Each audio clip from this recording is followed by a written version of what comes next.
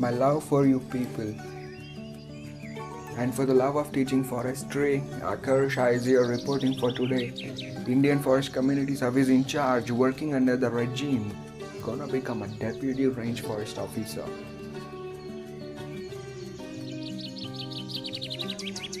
This is the fourth set of Forestry 2019 mains question paper. First question. Soil is an interface of air, minerals, water and life. Comment. See, soil has three phases, that is solid, liquid and gas. The proportion of these three phases varies depending upon the various factors.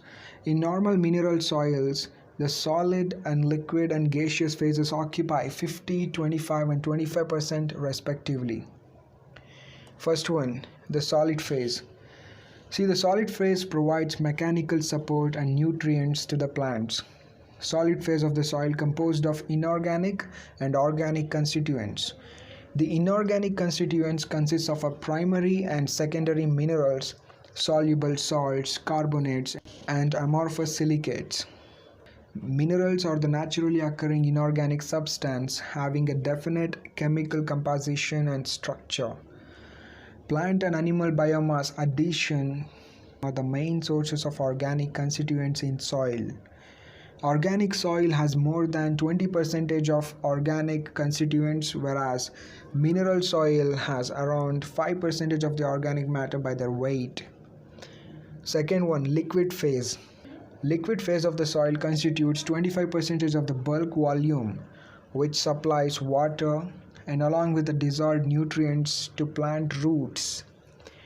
Immediately after irrigation or rain, all the voids or pores in the soil are saturated. Under dry conditions, all the moisture is removed from the soil and thereby all voids have only air instead of water. Hence, the quantum of the liquid as well as gaseous phase in the soil has negative relationship. Generally, fine textured soil have higher liquid phase compared to the coarse textured soils. Coming to the third one, gaseous phase. Gaseous phase refers the air-filled pores in the soil system. Volume of the gaseous phase is dependent on the proportion of the liquid phase. The nitrogen and the oxygen concentration of the soil air are almost similar as that of atmospheric air, whereas the concentration of carbon dioxide is much higher than the atmosphere. The aeration need of plants is satisfied by gaseous phase. So this completes the first question. Moving on to the second one. What do you mean by deforestation? Explain the major causes of deforestation. See, deforestation is nothing but the removal or destruction of forests from a locality without an intention of reforestation is termed as deforestation. The major causes of deforestation are as follows. Number 1, population explosion. Number 2, conversion of land for agriculture purposes through shifting, cultivation and other activities. Conversion of land for agricultural purposes through shifting, cultivation and other activities. Establishment of river valley projects, development of roads and railways projects, encroachment through human settlement, science and technology development, especially through high tension electrical lines, cell phones, towers, etc. Increased developmental work like institutional development, irrigation projects, etc. Shifting cultivation practices to meet the raw material needs of wood-based industries, mining and other associated activities, overgrazing, forest fire. These are all the reasons for deforestation. This completes the second question. Moving on to the third one. What are the objectives of tree improvement? Explain in detail the 5 essential steps of tree improvement. The objectives of tree improvement are as follows. To improve the forest for a better yield and quality, to change the inheritance pattern of a given characteristics, to improve the variability towards the desired direction, to produce a viable and mature seeds with a higher seed weight, to attain the desired characters such as straight bole, dense wood, etc. To develop trees for different site conditions or adverse environmental conditions, to obtain a fast growth in a shortest period, to improve the wood quality for better timber, paper, pulp, and other uses. See, the 5 essential steps in tree improvement program are species and provenance trials, mass selection, progeny testing, advanced generation breeding, genetic engineering. The 5 essential steps of tree improvement are: first one, species and provenance trials. The foremost step in any tree improvement program is the right choice of species, followed by the selection of suitable provenance within a species. See, provenance in forestry refers to the population of trees growing at a particular place of origin. And the provenance research defines the genetic and environmental components of the phenotypic variation associated with geographic source. See, it all matters a lot for a tree improvement. So it is necessary to conduct a species and a provenance test before making the right choice of species and provenance for the specific site. So now, species trials. Initially, large number of species is tested. Ultimately, 1 or 2 suitable species are recommended for plantation. Species selection passes through number of stages. Species are selected on the basis of their suitability for plantation sites. Initially, trials are preliminary and are conducted on a small-sized plots for short period, followed by trials with a large plots and large period. An idealized sequence for species trials will be, the first one, arboretum phase, the second one, species elimination phase, third one, species testing phase, fourth one, species proving phase. Now coming to the provenance trials. After selection of a suitable species, it is important that most suitable seed source for planting site is selected. This is accomplished by selecting suitable provenances. Provenances trials are conducted in phases. Number 1, range-wide provenance phase. Number 2, restricted provenance phase. Number 3, provenance proving phase. So now coming to the step 2, that is mass selection. It involves choosing individuals on the basis of their phenotype. It does not consider only the information about the performance of ancestors, siblings, offsprings, or other relatives. Plus tree selection. Plus trees are individual trees of outstanding merit, initially selected on the basis of superior phenotypic characters like height, diameter, clear bola, etc. Phenotypic selections of superior individual forms the basic part of the most tree improvement program. See, selection of superior phenotype in forestry is most effective, as even a small genetic gain can be of enormous economic benefit. Step 3, progeny testing. It involves the selection of parents based on the performance of their progeny. It is very precise as it estimates the breeding values. It discards genetically poor parents and gives a better results. Step 4 for tree improvement, that is advanced generation.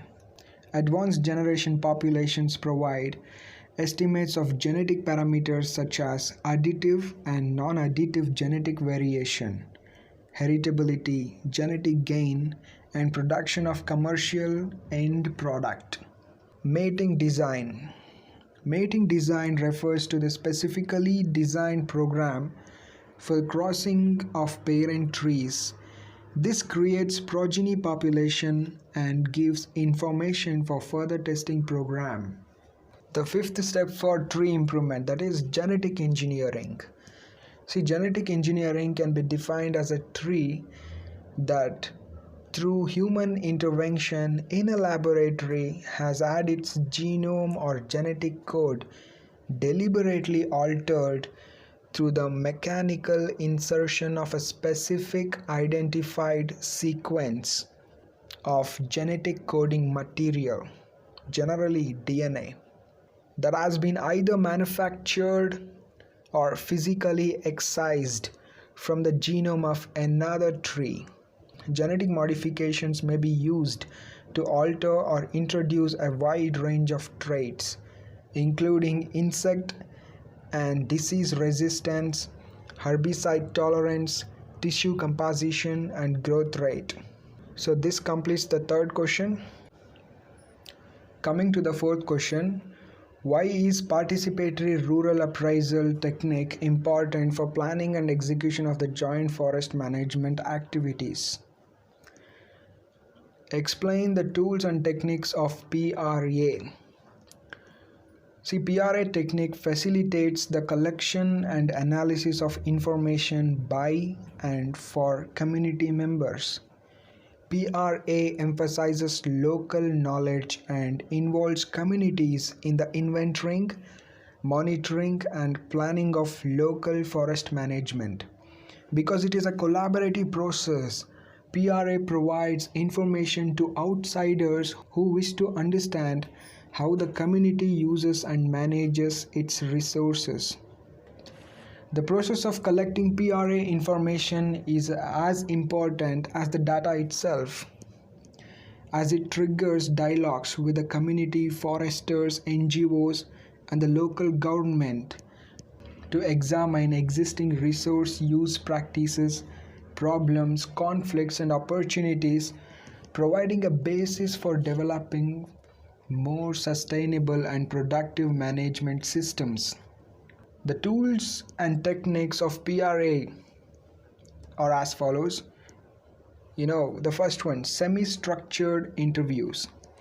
This technique involves obtaining valuable information through simply talking to individual community members or small groups.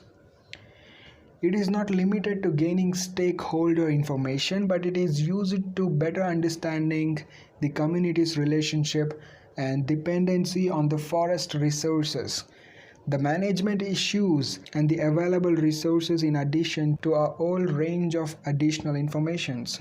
Second one, group discussion. The process of group discussion raises awareness of resources, concerns, and conflict, and provides a platform to negotiate issues. This might help to develop a management plan that is acceptable to all forest user groups. Coming to the third one, diagram and lists. Venn diagram. Venn diagram consists of circles drawn to indicate different user groups, and the overlap of circles reflect the common membership. This diagram identifies leaders or contact representatives within the large circles. Venn diagrams are useful in illustrating forest user groups and the relationship and the reliance each group has with the forest and each other. They can help identify conflicts over resources as well as establish which village institution might play a lead role in supporting a participatory management. So under this diagram, there are several subtopics that come under. They are like system diagram, seasonal calendar, and flow diagram. Let's go through each one of them. First one, system diagram. See, this technique is a way to illustrate the user groups, including village communities, government field staff, commercial interest, NGO, researchers, and the interaction between the user groups and the resources. Second one, seasonal calendar. The seasonal calendar documents the flow of forest products over time and how product collection changes over the season. This information contributes to an estimation of yields. Now coming to the last one, that is a flow diagram. See, this diagram technique is one of a range of tools that can be used to develop an economic assessment of the production system. This, along with the other economic techniques to estimate yields, labor, and capital loss, draw on information obtained from PRA tools. The fourth one, historical transect. Here, the community construct a transect of the area helps to identify successful and the unsuccessful management systems so that a new management system can avoid the same mistakes and promote the positive aspects endorsed by the community. The decline or increase of certain forest products and species can be established such that the management plan can address these issues. Fifth one, trend lines. Creating a graph that diagrams changes in the population, rainfall, and the volume flow of important forest products over time is very important. Trend lines can also be used to chart patterns of forest disturbances and regeneration over time. Coming to the fourth tool of PRA, table and charts. List making. The collaborative process allows us to identify the forest products, classify forest products into commercial and subsistence use. Forest products such as edible flora like mushrooms, fruit, seeds, nuts, etc. Edible faunas like insects, honey, fish, animals, etc. Construction materials such as timber for walls, grasses for ropes, etc. Medicinal like leaves, bark, etc. Fuels like trees, shrubs, leaves, etc. Fodder such as trees, grasses, etc. And other products like gums, resins, lac, etc. Coming to the fifth tool of PRA, that is organizational chart. Organizational chart illustrates the structures and individuals within the local government organizations and technical agencies. These organizations include village chief, council of elders, healers, water management organizations, and leadership positions. Timeline. Timeline helps identify important past events, for example, drought, forest felling, forest fires, etc. This information assists the PRA team in being better informed about the area and the potential risks posed to the natural resources. Understanding how the community dealt with the past events may help the team to facilitate discussions and select suitable PRA methods. Coming to the fifth tool of PRA, that is spatial analysis. See, community sketch mapping. Community people are asked to create a map on a large piece of paper. Such maps reflects the location of villages, forests, agricultural land, water resources, as well as the management issues. Sketch maps provide a rapid visual representation of the resource system that is easily understood by villagers and foresters. Sketch maps also provide a means to identify the sources of forest products, but also can be used to gain better information on the forest conditions and community use patterns. Coming to the last question, that is fifth one. See, define variation, define selection differential, define selection intensity, define heritability. How do you increase the genetic gain for a given trait in a tree breeding? The definition of the variation is like this. The variation is the genetic difference among the trees and the interaction between the tree and the interaction between the tree genotypes and the environments in which they grow. The definition for selection differential is the difference between the mean of the selected individuals and the mean of the population. Say for example, if plus tree mean diameter breast height is 40 cm and population mean diameter breast height is 20 cm, then the selection differential is 20 cm. The definition for selection intensity. It is the number of trees selected among an exact number of trees in the stand. Example, 1 per 1000 trees. Definition for heritability. See, in a broad sense, heritability can be defined as the proportion of the total phenotypic variability for which genetic differences are responsible. In a narrow sense, heritability can be defined as the proportion of the total phenotypic variability that is due to additive genetic variability. In the definition for the genetic gain, see, genetic gain can be defined as the amount of increase in performance that is achieved through artificial selection. See, the selection methods in a tree improvement for a single traits includes mass selection, family selection, SIB selection, progeny testing, within a family selection, family plus within family selection. It includes all this. So let's go through each one of them. First one, mass selection. It involves choosing individuals on the basis of their phenotype. It does not consider any information about the performance of ancestors, siblings, offsprings, or other relatives. Family selection. It involves the choice of entire families on the basis of their average phenotypic values. There is no selection of individual tree. Family selection works best with the traits having low heritability, where individual phenotypes are not a good reflection of genotypes. The family averages are based upon a large number of individuals, and hence environmental variance is reduced. SIP selection. Individuals are chosen on the basis of the performance of their siblings and not on their own performance. Progeny testing. It involves selection of parents based on the performance of their progeny. It is a very precise as it estimates breeding values. It discards genetically poor parents and gives better results. Next one, within family selection. In this selection, individuals are chosen on the basis of their deviation from the family means. The family values as such are given no weight when selections are made. Family plus within family selection. This is the two-stage method involving selection in families followed by selection of individuals within families.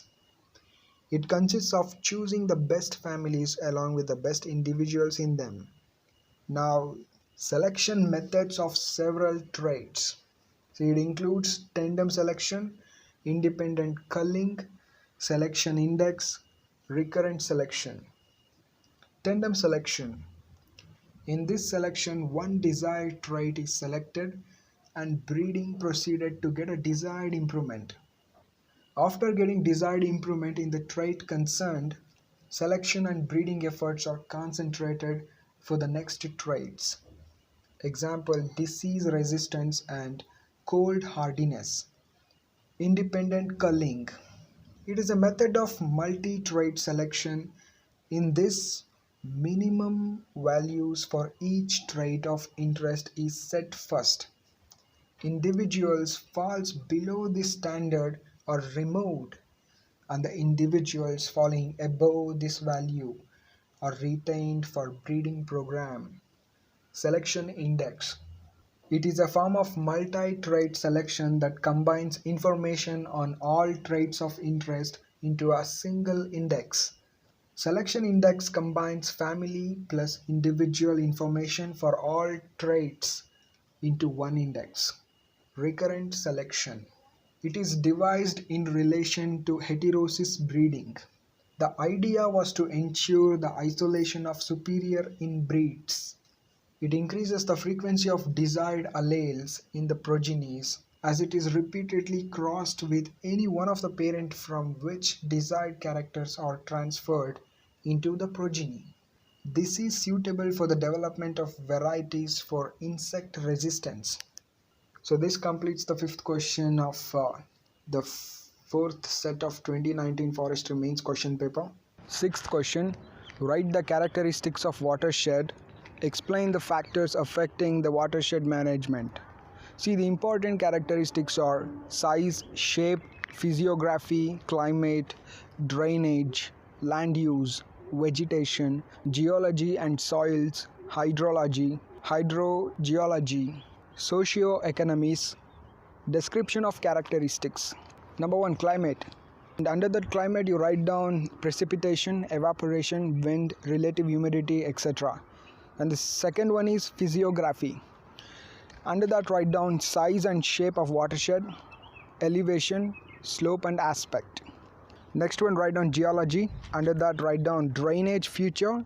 In bracket, you write down pattern, density, etc. The second point of geology, that is parent rock types. And in a bracket, write down igneous, sedimentary, metamorphic. Next one, soil.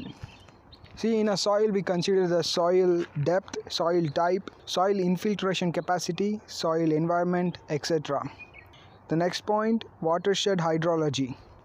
In a watershed hydrology, we consider erosion conditions along streams, floods, stream flow.